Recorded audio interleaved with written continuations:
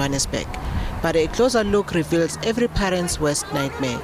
Young children from the age of 8 years old being drawn into the dark world of substance abuse. My son left school when he was 5, extended 5. He refused to go to school. I took him to technical school. I paid so much money. He refused to go on. He just dropped out. And I've done a lot as a parent. But every time he disappoints me because he's in denial that he's using drugs. But he sells everything. I've lost a lot as a parent, and it hurts a lot. Last year, out of despair, Derleen James, a mother whose son started using drugs when he was 14 years old, wrote an emotional letter to President Jacob Zuma. Dad, our recreational facilities and our parks are not safe, as they are prowling with drug peddlers preying on our children during broad daylight right in front of us. Cat, dagga, tuk. These are sold everywhere. This resulted into an intervention by the government, and actions were taken to assist residents. His problem started when he was 10 years old at primary school. He started banking school. Okay, when he came to a point, it got to a point where he didn't want to go to school anymore. And it affected me, it affected my family at home, because when the child started using dagga, cigarettes, he started swearing at us. I lost a lot of money. A support group was also formed for all families suffering under the scourge of drug abuse in their homes in Innerdale and Eldorado Park. I'm a grateful recovering drug addict. I felt the need to join a support group is because I need to also give back to my community, show that I have changed, and I need to help those that's coming in and showing them that there are people that come from that life. It's not an easy life, but it's worth it. We have to be here for our community, and the support group for me is just helping me. One letter is all it took for the residents of Eldorado Park to voice out their outcry. And even though it's not been easy, but the community is continuing to clamp down on the trade of drugs. Promise Dlamini for Morning Live in Johannesburg. A very, very real problem that's facing the province, that's facing the country, but that particularly stemming from Eldorado Park in a letter that was written by Derleen James to President Jacob Zuma that really spurred on that particular story. Derleen is with us this morning to talk further about this letter and what's happened since then. Derleen, it's good to have you. Welcome to Morning Live, and thank you so much for being with us. Good morning, Leanne. Thanks for having me on your show. What's happened since then? Well, a lot has happened, Leanne. We had police visibility for about 3 months. After that, the police left. Our kids are still being arrested. Our mothers still don't have peace. I think until we understand that drug addiction is not a criminal offence, it is a disease, then only we will have the right approach. Yeah.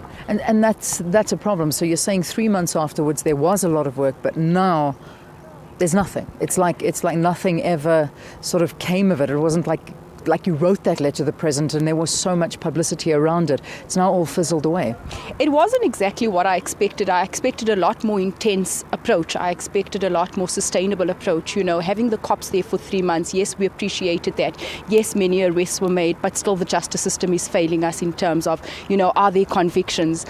Still in terms of a lot of rehabs were made available to us, but having access to these rehabs is a totally different story. We still have cases where kids have to wait weeks or 2 weeks to get access into these rehabilitation centres.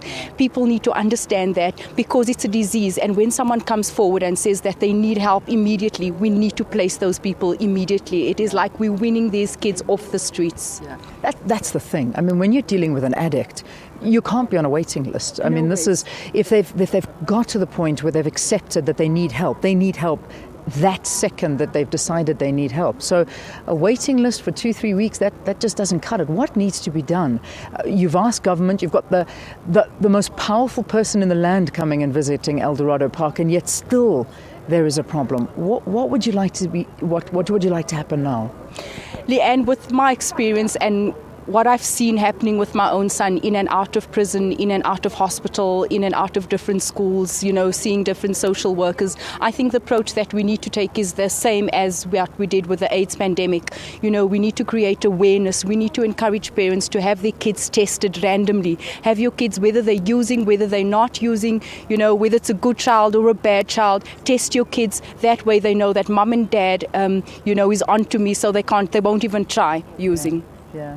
I mean, Eldorado Park has been described as possibly one of the highest areas of substance abuse and crime, not only in Gauteng, but in the country. Yes. Is it that bad? It is that bad. It's very badly. And, if you come there at 12 o'clock, 1 o'clock in the morning, it's like daylight. You see our kids prowling the streets. You see kids all over wearing the hoodies, wearing the backpacks. It's at those hours when our mums are...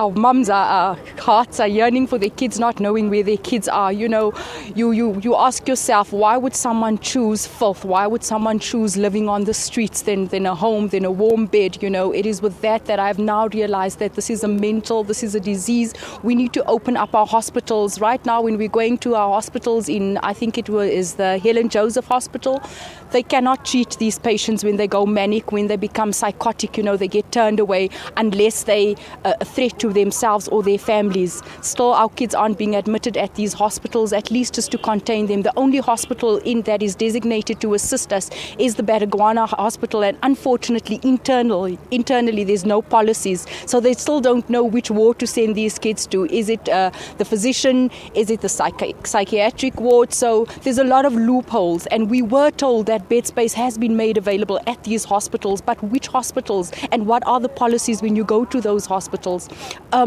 Also, our kids that are being arrested, what is happening? These kids have criminal records because of something that they did when they weren't in their right minds. How do we justify that? These kids are being sent to prison when we know that drugs are all over in prison. They're not being rehabilitated. We're getting our kids back 5-10 years down the line, even worse off than before. So what are we doing about this? What are we doing at our borders, with all the drugs coming in?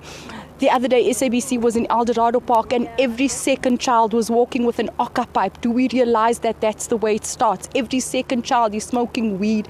We need to educate our parents. We need to educate our teachers, our policemen, that these aren't criminals. These are sick people. Let us help them. Let us give our mothers peace, and let us give our kids a second chance at life. Derleen, well spoken. I think you're speaking the words and the minds of so many parents out there, and so many desperate parents that just need help. I've seen the Premier, Nomvula Mokonyane, arriving now, and I think these are some of the questions we're going to pose to her. We'll ask her, what is the province doing? Because this is a big issue, and I think that it's an election issue. We're in an election year. I know lots of promises are being made. Perhaps this is a promise that will be fulfilled, though. Yes, Leanne. Derleen, good luck. Thank you very much, Leanne. Thanks for having me. It's an absolute pleasure. Thank you so much for being with us on the program. Derleen James wrote that letter to the President from Eldorado Park, talking about the drug situation in Eldos, and also talking about just issues that are affecting every single one of our children here in South Africa, and something needs to be done to better their lives. Let's take a break. More after this.